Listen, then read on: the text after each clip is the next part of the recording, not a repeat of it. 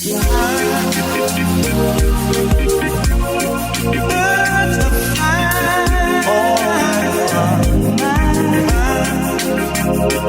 out.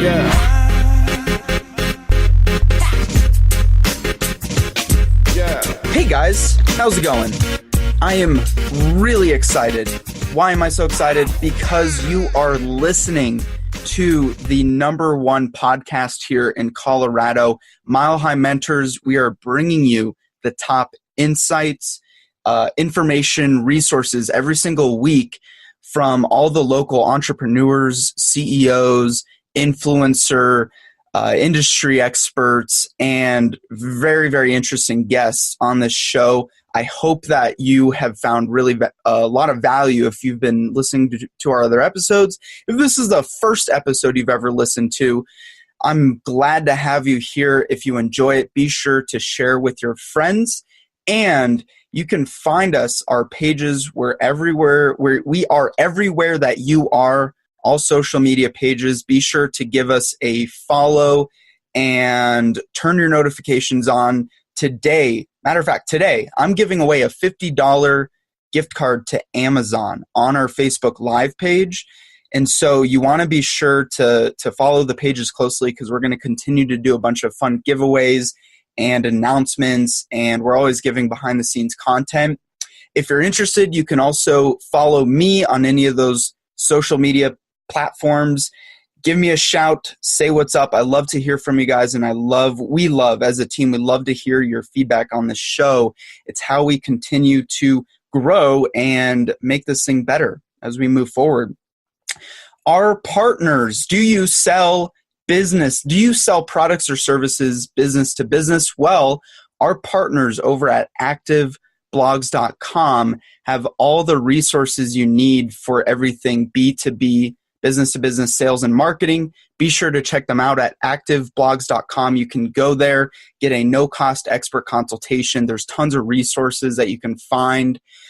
Today's guest is a real interesting character. I've been working, and Bob and I have known each other for several months now, actually almost a year at this point, and he does really fascinating stuff in like healthcare tourism marketing.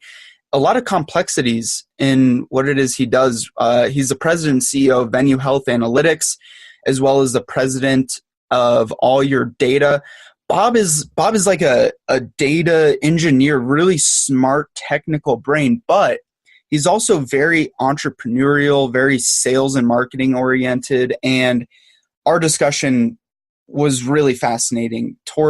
It took a little bit to start getting Bob rolling on a strong topic, and then once we started getting at it, man, there's some really interesting stuff as far as the future of technology and healthcare. But I'm not going to give it away. You have to go listen and be sure to let us know what you think. So without further ado, please welcome Bob Durham to the Mile High Mentors podcast.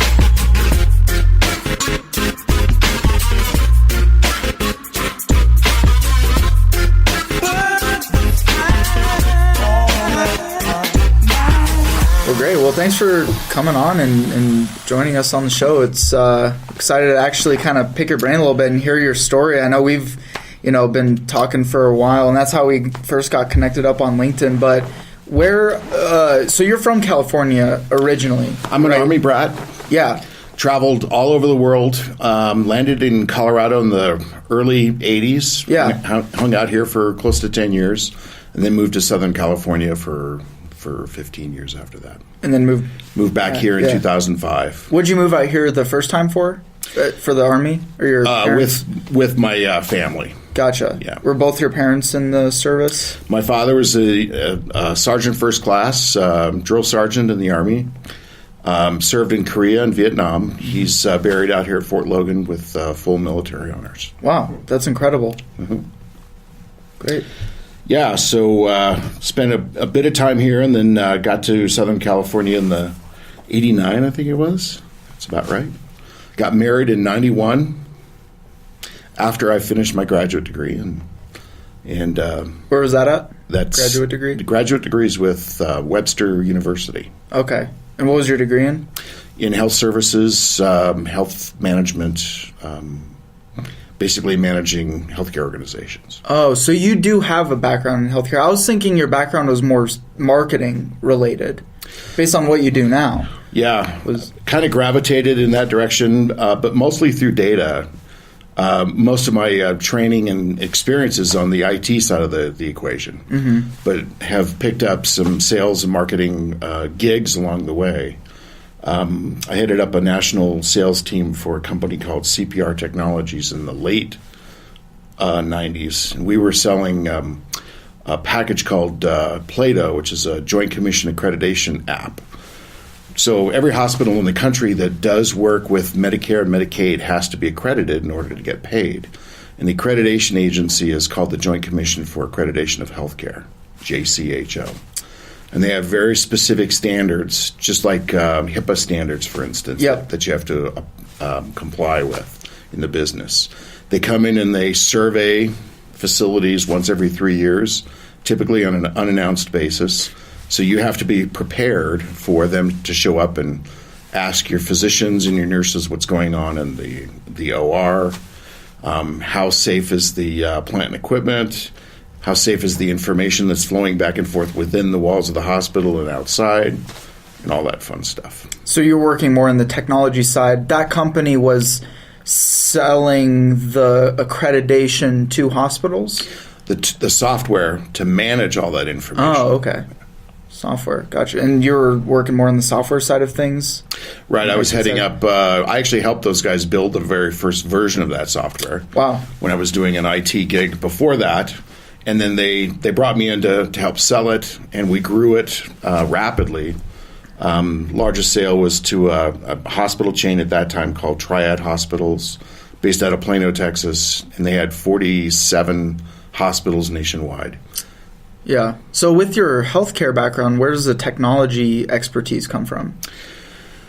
Through osmosis, just being around technology since the early 80s. I've had a knack with it and picked up some skills along the way. So I do a lot of coding, development in SQL, a language called MDX, which is multidimensional query language for high-end data structures, and have always enjoyed getting my hands in that stuff, just like being, working on the motorcycle or anything else. Yeah. What do you like about it so much? I like the fact that you can get in and explore data and confirm or validate some hunches that you had and find some surprises in the data you never expected. Mm-hmm. So you headed that sales team, and or you were there right out of college. What about what's kind of the time frame here? Like from college, what was your next step into your career path that you're doing today? So right out of college, I rapidly moved up in the food chain with the medical documentation firm, and closed two fairly large accounts, one with the LAC USC Medical Center in Los Angeles, which at the time is the largest hospital in the country at 2,000 plus beds. Wow. And closed an agreement with Kaiser Permanente in Southern California. Wow. How big were those? That was close to $12 million in revenue. Wow. Per year. Wow, that's incredible. Both those deals were close to $12 million? Mm-hmm. That's awesome. Mm-hmm. Yeah, so I enjoyed a very fast acceleration at the career level through that process. Our firm was acquired because we were doing so well, and I transitioned out of that operation and went to work for a company called Etics, which was a larger documentation firm based in Redondo Beach, California, and worked with them for just over 3 years. They have since been acquired through a number of acquisitions. They're now a company called MedQuist, which you'll see on the New York Stock Exchange. Oh, wow. So they're big now. They're a massive company. Very big. And what was your role there? I was a vice president of operations. Okay, gotcha. So not kind of sales, kind of operations, kind of IT, like a little hybrid between all of them. Yeah.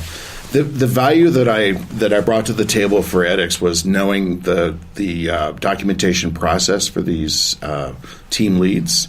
And I headed up a group of over 350 transcriptionists based in India at the time. Wow. Yeah. So there was a lot of data flowing back and forth, a real significant cultural difference in the way people go about their work, and a time difference. The time zone was radically different. So were you going to India a lot? You're going back and forth, or you're once running every everything? 6 months, a year. Yeah. Most of the time was here. It was all by then very virtual. WebEx was just coming out, so we were starting to get video conferencing in place. Mm-hmm. Yeah. Okay. Well, who influenced you early on? Because someone had to have gotten you interested in the medical field and in technology.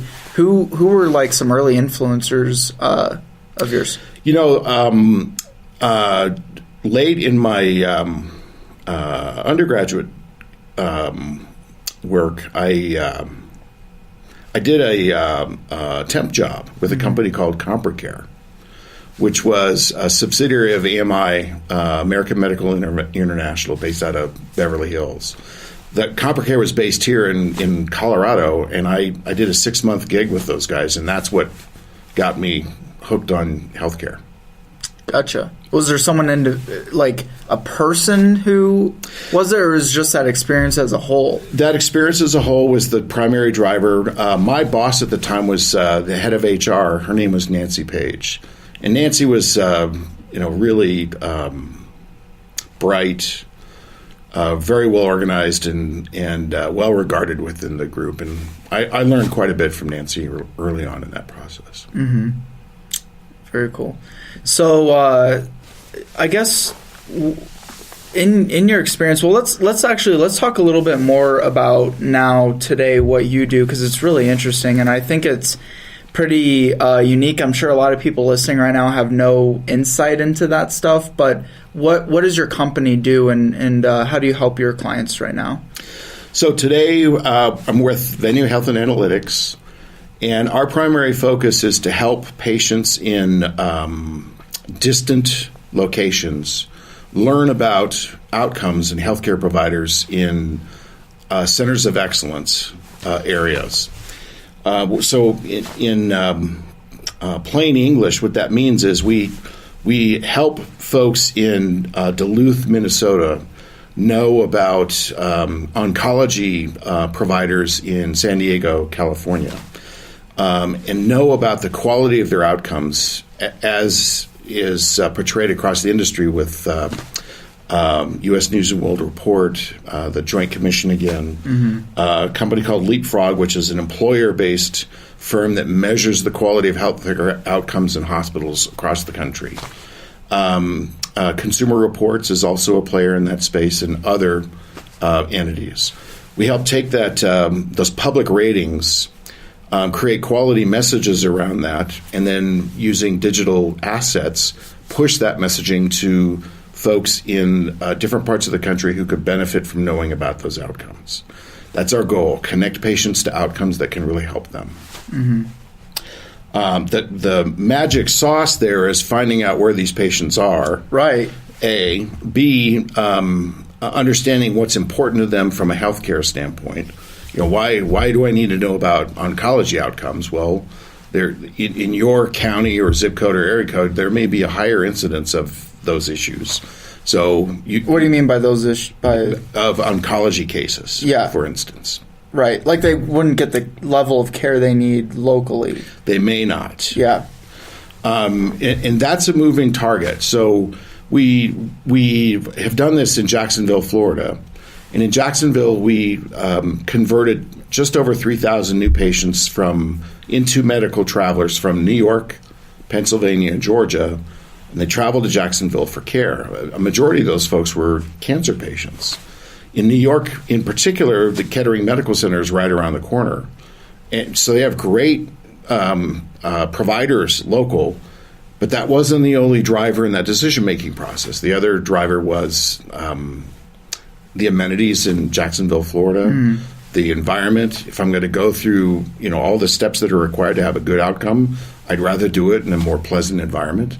So a percentage of folks are open to that experience. Yeah, and they would actually travel from New York to Florida just to get their healthcare needs taken care of. Yes.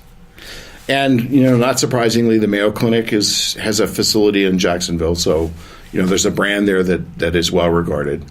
University of Florida has a Proton Center there, which is a piece of technology that's pretty important in many of those cases. Plenty of hotels. Baptist what is a Proton Center? Proton Center is they use a proton beam to treat cancer. And typically the proton So beam, it's not chemo? It's not. It's pure radiation. It's triangulated. So typically what they do is they get 3 or more beams to travel to the body through the body to a central location. And each individual beam doesn't create any disruption, but when they come together, they create heat at the central location, and they treat cancer successfully with that. Wow! Most often, prostate cancer is a one type of oncology care that has good outcomes with proton. That's really interesting. How do you how do they? I'm trying to wrap my head around that. Like, what is is it literally taking a proton and shining light through it? Like, how does that work? What's the science behind that? They're proton beams. Yeah. And so they're emitting protons in a very concentrated form. Okay. How though? What's the source of that? That I don't know. Interesting. Okay. Yeah. At that point, you're over my knowledge level. I don't know. Yeah. But I do know that it works well. I know that the science has had great outcomes, and that's been recognized by the industry experts. So, we've been gratified to see the number of folks that we can bring to that organization for care. How do you get into this field? How did you fall into this industry out of all the health tech, marketing, health, everything involved? How this one? So that's a matter of chance. When I first moved to Colorado, I took a clinical improvement consulting gig with Health Grades. Mm-hmm. And what does that mean?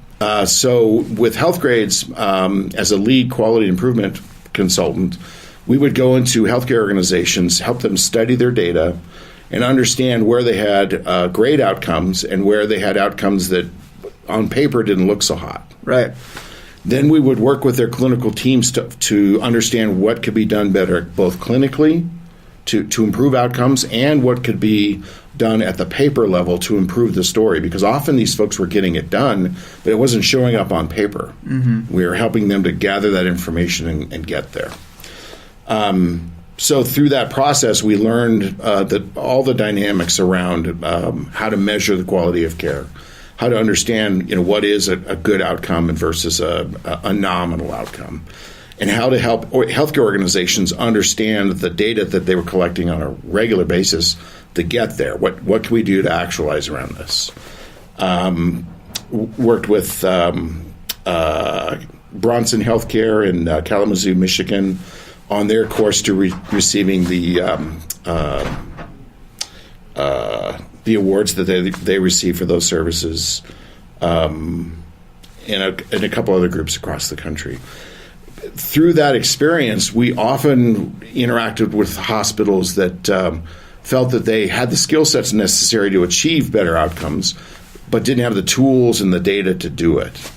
And as we recognized that demand, we decided to create our own tool set to help them achieve that. And went out and created what's called the Helix software, which is a population health engine that we use to collect data, risk adjust it for complications and comorbidities, and find opportunities for improvements. Whoa, you're spitting out some crazy words here. What does that mean? Take that back real quick. So if you're risk adjusting a healthcare service or a line of deliverables, what you need to know is how risk inclined is a patient or a group of patients when they come in for a procedure. So let's say that you show up at St. Thomas Healthcare in Nashville with a mild heart attack. What's your likelihood of walking out of that hospital alive? Well, there's a few factors that play into that. Are you hypertensive? Are you diabetic? Are you male? Are you older than 55? If the answer to all those are yes, your risk of walking out of there alive is not good. Your chances of walking out alive are not good. Your risks of mortality are high. But walking into St. Thomas, you're going to do well because those guys are good at heart attacks. Mm-hmm. So there's data that help you understand the risk around those outcomes. And our goal is to help healthcare organizations promote better outcomes through that data, through that science, and get down to very clinical, granular elements to help them understand why those outcomes are important. Physicians understand it automatically. That you don't have to spend much time explaining it to them. Yeah. Consumers, on the other hand, don't get it. So there's a level of education that has to occur. Today, what you see is health grades and Medicare in particular use star ratings. A 5-star rated facility is one that you probably want to go to for oncology care or cancer care. A 3-star or 1-star, maybe not. And there's a lot of debate in the industry around how accurate those ratings are. Yeah. How accurate are the ratings, and how are they awarded those ratings? The accuracy depends on who you talk to. If you're discussing this with a physician, they're going to highlight the pros and cons of all those methodologies. Yeah. So in many senses, what we do with the Helix is we aggregate across all those methodologies to come to a central source of truth. And that allows us to understand where there truly are good outcomes that the public has recognized and that people should be aware of.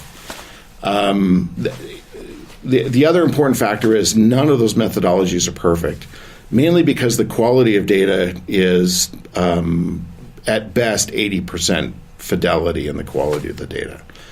While the U.S. has some of the best data on the planet, it has problems, and the problems have to do primarily with how the data is collected, what it's being used for. Typically, it's being used for billing and administrative purposes. Increasingly, we're seeing EHRs, but EHRs are being held in confidence, for the benefit of patients. So you don't have access to everything there is to know about it. So how is it collected then typically? And how could a company like yours get access to stuff like that? So most of the data that's being used by the large rating sources is called MedPAR. And MedPAR is taken in by the federal government under Medicare and used to pay for Medicare procedures and treatment. The Medicare data is scrubbed, de-identified, and sold back to the marketplace 3 years after the encounter. So we have data from 2007 through 2014 in our data model to support all the science that we're driving from that system. So how does that work to get a population like those folks in New York and matching them with a facility like one in Florida? So the key is to understand first what the center of excellence is. The Mayo Clinic in Jacksonville, Florida has great outcomes in oncology cancer care. They're recognized by U.S. News and World Report and others. So now you know a destination, Jacksonville, Florida. You know what the Mayo Clinic is good at there, in this case, cancer care. Often cancer care can break down into very specific modalities, prostate cancer, breast cancer, other types of cancer care. And based on that information, you can then go back and look at the data nationwide and begin to see where you see higher case rates or prevalences for those particular conditions across the country. We don't just focus on Medicare data for that process because it's somewhat of a 65 and older. Yeah, you got to take kind of a general consensus of lots of different data sources, right? That's right. The other data we use is spider data from the web. Yeah. Where are people going to search for information around this type of care? And when you triangulate those two pieces of data, you come up with some very interesting data visualizations representing populations across the country.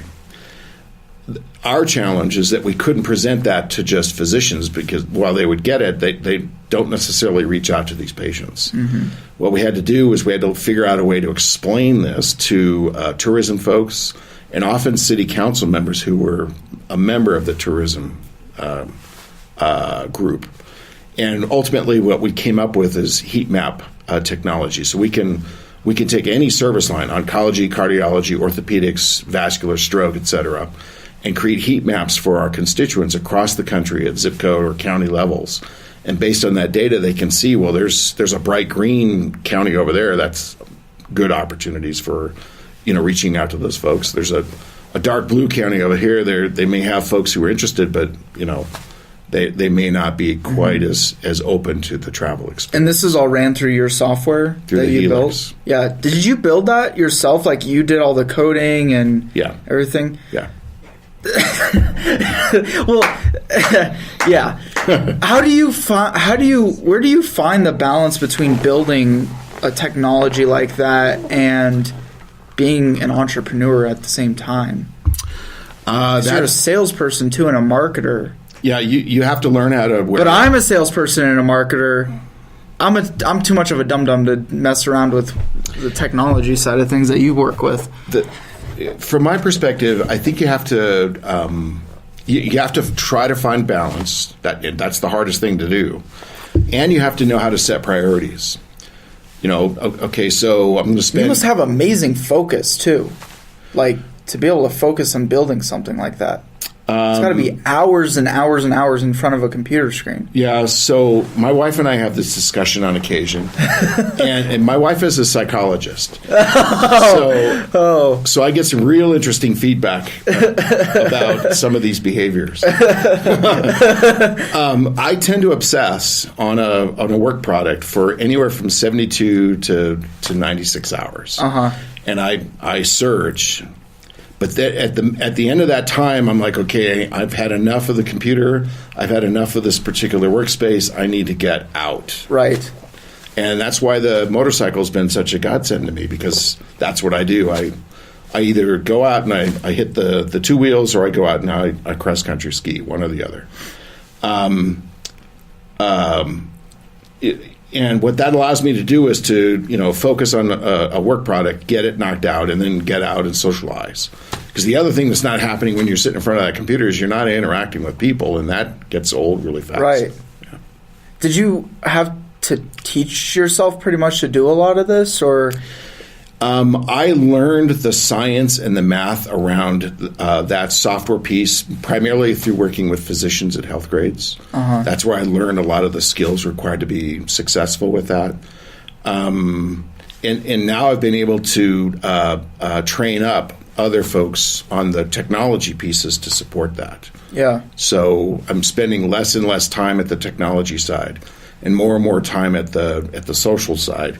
Yeah. Interacting with folks and telling the story, because it is fairly new and early stage. It is, yeah. No, I mean, not a lot of people are aware, and how, I guess the weird negative connotation around it is medical tourism, right? Yeah. That would be the negative. People see that as a negative. Yeah, most of the hospital and healthcare folks have that impression. Yeah. And the reason is because across the medical world worldwide, different folks in different geographies have decided, well, we've got this great climate. We'll focus on these dental care, for instance. Come to Goa, India, and have a dental procedure done. And the primary draw has been a better cost structure and environment, and to much lesser degree the quality of the outcomes. So there's been skepticism and appropriate doubt in our healthcare community about the quality of those outcomes. And that's really where that negative connotation is. Because of the quality, if I were to go to India to get my dental work done, there's uncertainty and doubt around the quality of the outcome. No evidence, just uncertainty and doubt. Why is that? Just because it's getting a medical procedure in a foreign country? That's a big part of it. But there are some stories, anecdotal stories of negative outcomes, and people tend to focus on those negative outcomes. But increasingly, employers in the U.S. are beginning to look at this as an opportunity to save money on their healthcare costs. Right. Yeah. Well, I have a good friend. They fly to is it Cuba, or maybe it's not Cuba? Somewhere like Cuba. No, I can't think of it. But they do all their dental work there, and all their health checkups, like everything. They fly to a foreign country. They have a house there. They don't do any medical stuff here. Yeah. Southwest Airlines, if you're an employee of Southwest Airlines and you have a cardiac condition, they will fly you to Seattle for care at Virginia Mason Medical Center. Wow. And if you do that, they'll pay 100% for that ride because they know you're going to get a good outcome there in cardiology. If you go somewhere else, they'll pay 80%. Interesting. Lowe's, the big home improvement chain, is doing the same thing with employees into Nashville, Tennessee. So employers are becoming very educated consumers when it comes to buying healthcare. And they understand if I can get a better outcome here in this particular service line on behalf of my employees and I keep my costs down, patient wins and I win as an employer. So we're seeing a real increase in the level of activity for self-insured employers who are pursuing destination health as an option for their employees. So do you think the global destination health is going to be much more well recognized, especially as transportation improves, becomes cheaper? 20 years down the road, hopefully you'll be able to fly to New York for $20 or something like that.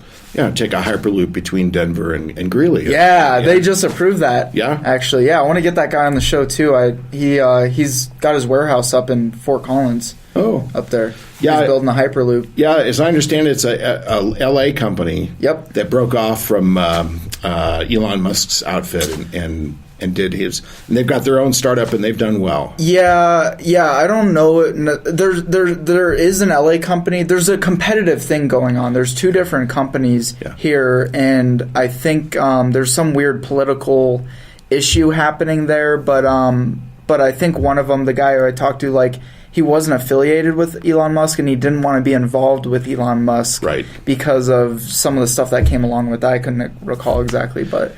Yeah, it's kind of murky. And that's transportation space, and I'm not real close to it. Yeah. But it's cool to see that's going to happen. I know, yeah. It'll be crazy. Because you could get from, Fort Collins to Colorado Springs in, 15 minutes or something like that. That's right. Something crazy. Did you know about this, the Hyperloop they're putting in? Yeah. Yeah, and the other one is they're talking about DIA to Grand Central and then up to Boulder. In New York? No, here. Denver International downtown and then up to Boulder as another leg in that whole group. I'm sure. I mean, I can't wait till you can get across the country in in under a couple hours. Yeah, so transportation is a key, but the other thing is employers understand that the definition of quality is important. Yeah. So they're saving money. The location is okay to them. Much less of an issue for them than it is for the employee, frankly. But in terms of the quality of outcome, that's the whole rationale. If I can get my employees to better outcomes, I'm going to spend less time helping them get better. They're going to be back on the job right away or sooner. And because they've gotten such a better outcome, there's less risk of complications and return to hospital going forward. So you get better. You get it's a win-win in many senses. Yeah. What are some of the biggest challenges you faced building this company? So what we've seen is there's a very different language between healthcare and tourism. Right. And it's crazy they tie together. Again, most people would not think that those two industries really do tie together. If you have a top oncology location, your hotels are gonna benefit from that. That's right. So in San Diego, the University of California, San Diego has a very strong research and acute care set of outcomes associated with their teaching program. And they're actively reaching out to folks in China and other geographies and bringing them to Southern California for care. So when we showed up with the Destination Care program, it was like, well, okay, so we're already doing this. Why would be interested in this? And our answer was, well, the Mayo Clinic in Jacksonville gets 50% of their revenue from outside of the U.S. Wow. And we dropped 10% more patients to them once we dropped in because we're bringing them from within the U.S. and not outside the country. And that's a space that many folks have not recognized as an opportunity. So from an entrepreneurial perspective, we focused on a niche that's underserved, and we're addressing it. So what were the biggest challenges there? So the biggest challenge was the difference in language. The tourism folks, while they often had healthcare members on their board, they didn't necessarily interact with them often on the topic of healthcare. And vice versa, while the hospital folks may be active in the tourism efforts, it was more of a arm's length kind of relationship. They didn't really understand that they could partner in that marketing and promotional effort to reach more patients outside of their local community. So we found that early on we spent a lot of time becoming a translator and helping them talk to each other. And over time, as they began to know about each other's business, they realized how much they have in common, A, and B, how important these new patients and their families are to economic development and economic impact in those markets. How do you facilitate a conversation? Like, do you literally sit both of them down at a table together and have a three-way discussion with the two parties, or eventually do you have to do a lot of relaying between the two to get the work done? How did that work in the Florida case? So it takes time. Step one was to sit down with the tourism folks in Jacksonville and make them aware of the outcomes that their hospitals had. Did you know that the Mayo Clinic is ranked 7th in the eastern U.S. with regard to oncology and cancer care? Yes or no? Typically, the answer is no. Is that something you'd like to learn more about? Yeah. So we spend a little time walking them through, those 2 or 3 outcomes at each facility level that really are making a difference in the community. Once they understand that, then it's about, so I need to go talk to the folks at the Mayo Clinic about what they're doing and share with them that we're trying to bring more patients to the community from outside, typically 150 miles or greater outside of our area, bring them here for care at the Mayo Clinic, and create economic impact for our community. What was the economic impact on that community there? So for Jacksonville, they associated a $23 million bump in economic impact with this program. Wow. Overall. And that was over what period of time? Over a 12-month period. Wow. That's pretty hefty. Yeah, it is. San Diego is significantly higher in terms of their projections. Yeah. But they're following it closely because they want to get that data right. Yeah. So we've obviously learned as we've gone along, and we're getting better at collecting data that demonstrates that return on investment. Wow. So the hard part was, so the tourism folks were like, okay, this is cool. Let's go talk to the hospital folks. But we really don't want to go talk to them by ourselves because we don't know their business. Yeah. That changed in San Diego. The group that started the development there came from healthcare, and they have sustained that conversation going forward, and that's why we think that's why that project's going as well as it is. So there we found ourselves with the tourism folks and the hospital folks looking at what the hospitals are doing well, showing them where there's patients in other states that could benefit from knowing about that. In the case of the Mayo Clinic, we opened 2 markets they'd never considered before in terms of remote patients, and one in particular in Georgia, and then at that point the light bulb goes on. Wait a minute, there's more patients we're not even talking to today who could travel here for care. We could benefit from moving forward with this. So in Jacksonville, the primary hospital stakeholders and the tourism group both invested 50% in the project and started that moving forward. Project being your service, what you That's help right. out with. Yeah. Yeah. Yeah, interesting. So it is very much like a split cost between the two of them. You have like almost two clients in one. It's a very big difference.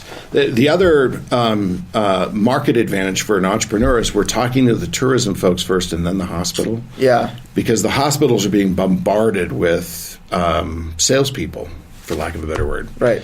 And they've got a lot of priorities, and in that situation, you have to get in line. Yeah. And because of our approach to this, we're not in line. That's great. Where do you see the future? Given technology, where do you see the future of healthcare going?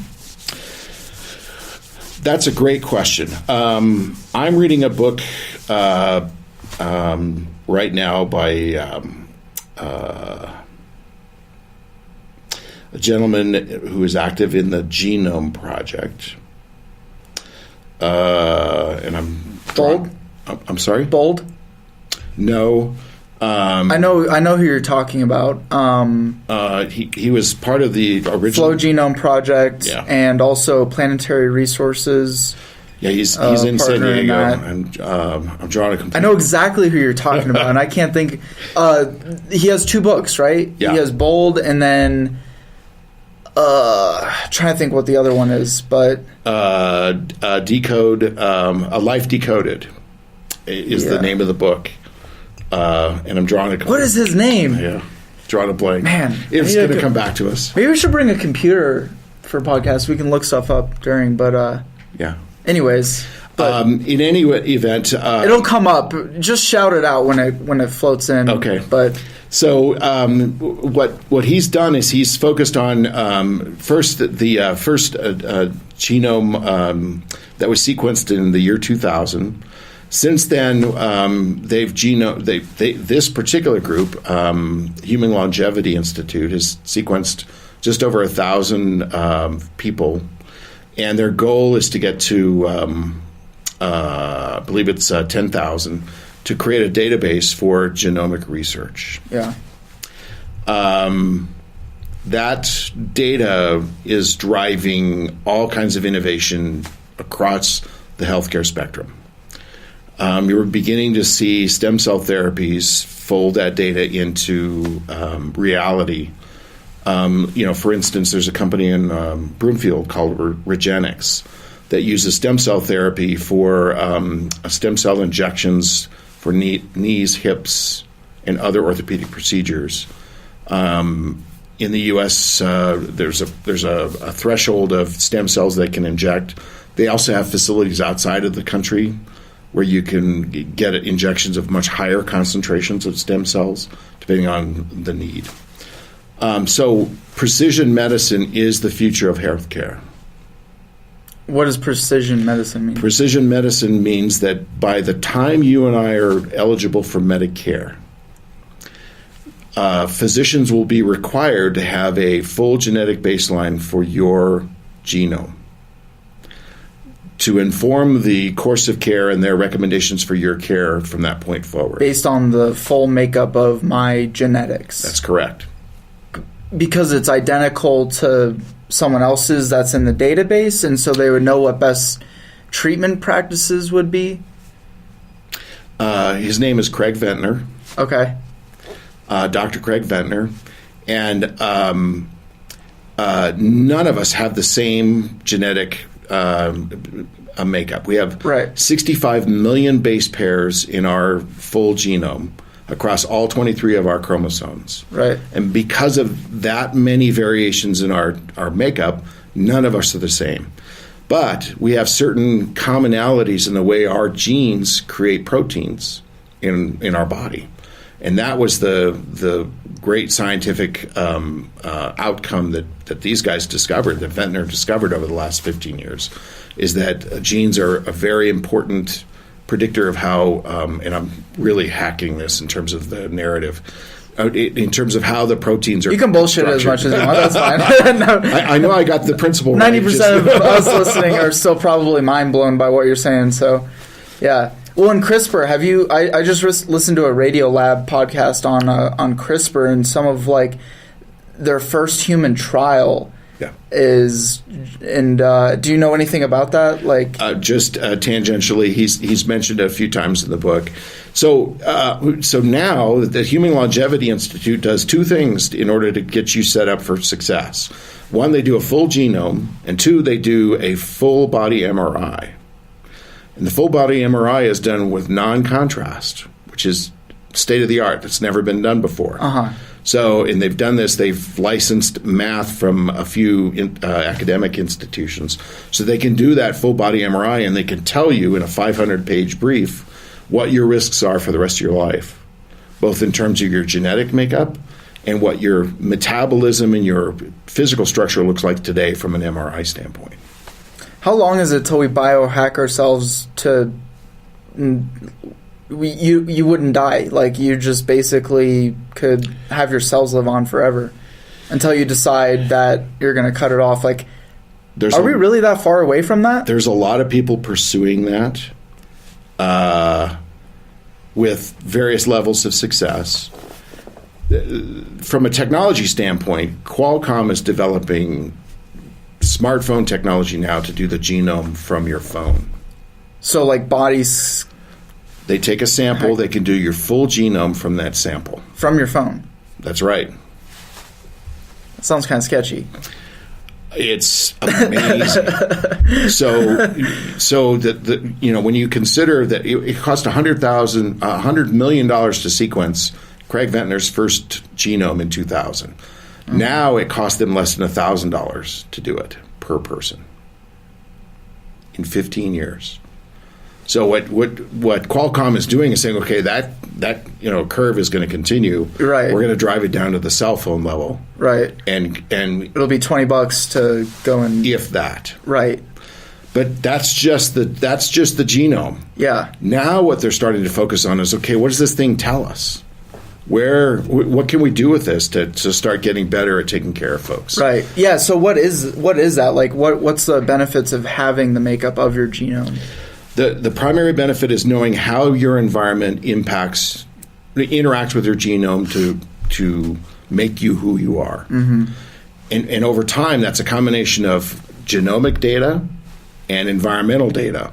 And the more that you have, the better you're going to get at predicting where you have risks and where you've got opportunities to change your diet, change your lifestyle, change your environment to create a better life for yourself and your family. Mm-hmm. Well, that's really interesting. I don't know what else to add on to that. Like, I'm super fascinated by the space, and like especially with there's a lot of companies here in Colorado that are on the forefront of that. Who would you recommend that we get onto the podcast next? Maybe that might be a really interesting person to talk to in that space too. So that's really a life science focus. Yeah. And in the U.S., there's three really core primary centers of life science right now, and that's Silicon Valley, San Diego, and Boston. Mm-hmm. There are a few areas that are shortly behind them. Colorado is one of them. Florida is the other. In Colorado, the Fitzsimmons Development District has been formed to cultivate their bioscience nexus in that area. I believe there's been some transition in leadership there, but that's the group I'd go talk to. Really? Craig Evans, I think, is the gentleman's name who used to head up that effort. He was from the Mayo Clinic, actually. Mm-hmm. He came down here to help them develop that. So that's the group that I would pursue next, and I can help you. I can make introductions there to foster that conversation. The other is Catalyst HTI, which is going to open in Rhino in May of 2018. Uh-huh. And the gentleman there is Mike Baselli. Mike is a entrepreneur who's helped develop that incubator to bring together health and technology folks to begin to move this to the So next it's level. health tech specific incubator. Right. Interesting. Right. Yeah. So Kaiser's bought space there. Wow. They've got an incubator. A couple floors are set up for tech folks to come in and do all kinds of things. Prime Healthcare is involved in the project, and a number of other players have secured space there. And that's opening in Rhino? When? In May. In May. Wow. So pretty soon here. Yeah. Okay. All right.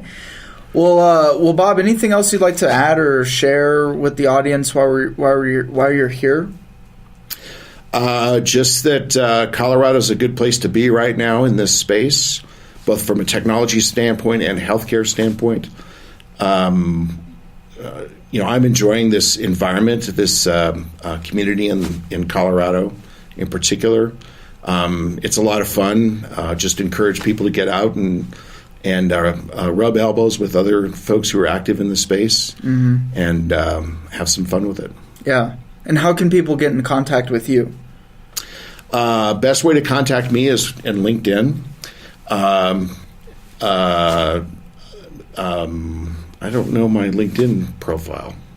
Bob Durham. Just Bob Durham, no. I guess. and my Twitter is at Pattern Relevant. I think Pattern Relevant is also embedded in my LinkedIn profile. And your website so people can check out some of the That's stuff you're doing? venuehealth.net. Yeah, cool. VENUE health.net. Well, great, my friend. I really appreciate you coming on the show. Guys, thanks for tuning in. Be sure to like and share the episode, and we'll chat with you next time.